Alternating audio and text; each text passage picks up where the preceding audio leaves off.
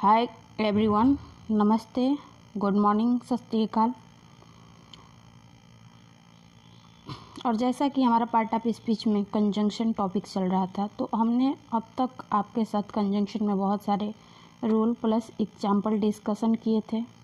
उसके बाद कंजंक्शन में जो वर्ड यूज़ होता है उनका हम रूल सहित एग्जाम्पल आपको डिस्कशन करते हैं।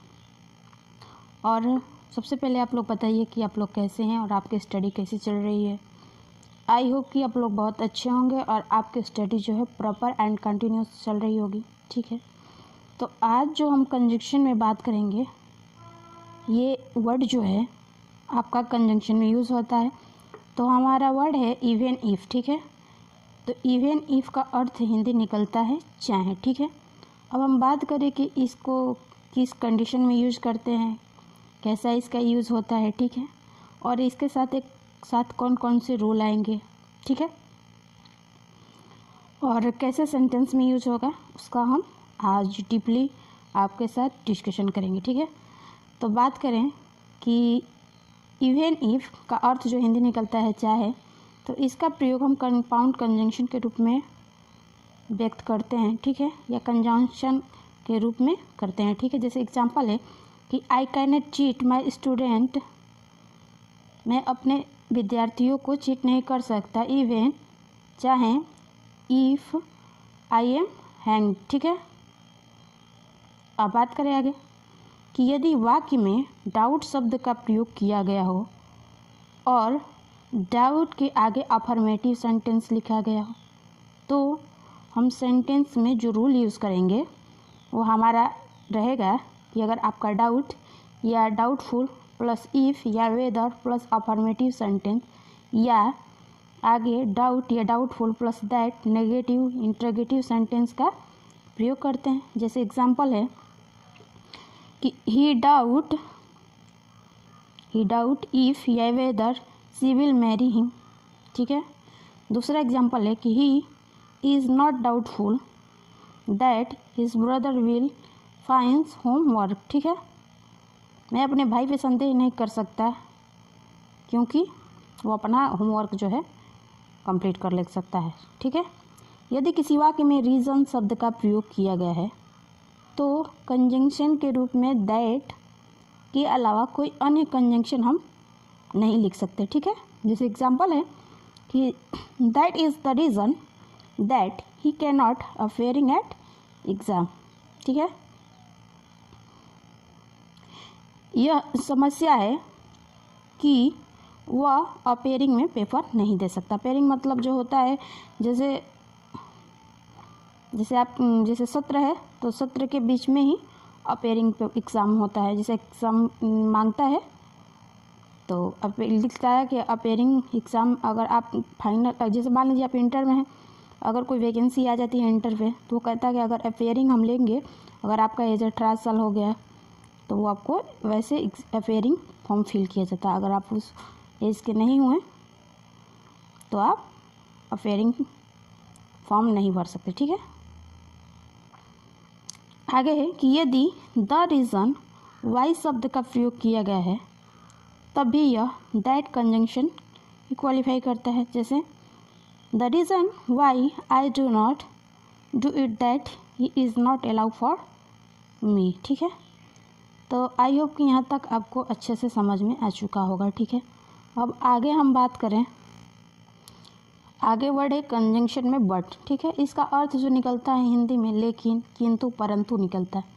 इस अर्थ में कंजंक्शन के रूप में बट का प्रयोग करते हैं। जब कोई विरोधाभासी कार्य होता है तो कंजंक्शन बट का प्रयोग करते हुए उसके आगे नेगेटिव सेंटेंस लिखते हैं। जैसे His fighter was building but did not eat it। ठीक है, आगे वर्ड है जो as soon as, इसका हिंदी में निकलता है अर्थ ज्यों ही त्यों ही। ठीक है, इसका प्रयोग तत्काल की गई कार्यवाही के संदर्भ में किया जाता है। जैसे as soon as the teacher interrupted। ठीक है, इंटरेटेड ज्यों ही, ठीक है, त्यों ही के अर्थ में इसका प्रयोग करते हैं।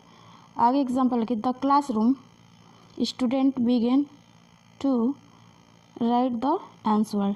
ठीक है, तो ये थे कंजंक्शन वर्ड से रिलेटेड रूल प्लस एग्जाम्पल। अब हम आगे बात करें, आगे बढ़े हमारा लिस्ट।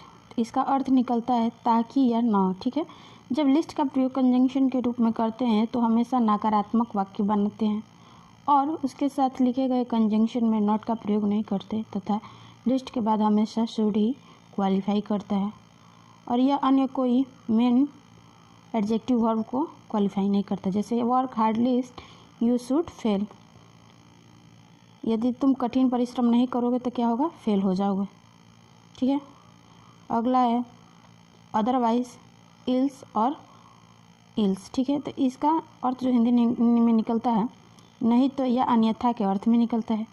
तो उस कंजंक्शन के साथ, मतलब इस कंजंक्शन के साथ भी इसके आगे लिखे गए क्लॉज का नॉट का प्रयोग नहीं करते। ठीक है, आगे बढ़े इफ का अर्थ होता है यदि या अनिश्चितता का भाव व्यक्त करने के लिए शर्त वाले वाक्यों में इफ का प्रयोग करते हैं। जैसे if you come I shall help you, यदि तुम आ जाओगे तो मैं तुम्हारा मदद कर सकता हूँ।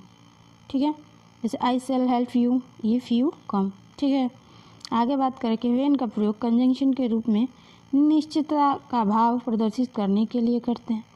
व्हेन का अर्थ हमेशा समय ही होता है, इसलिए व्हेन समय सूचक शब्दों को क्वालिफाई करता है। ठीक है, जैसे एग्जाम्पल है कि my father will send me to Delhi for higher education when I will B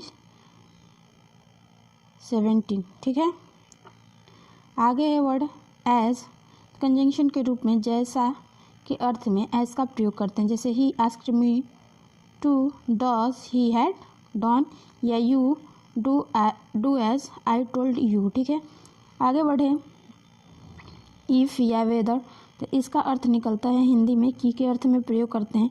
इसका प्रयोग कंजंक्शन के रूप में तब किया जाता है जब प्रश्नवाचक डायरेक्ट स्पीच को इनडायरेक्ट स्पीच में परिवर्तित करते हैं। जैसे एग्जाम्पल देख लीजिए कि he said are you busy, वह कहता है कि क्या तुम व्यस्त हो।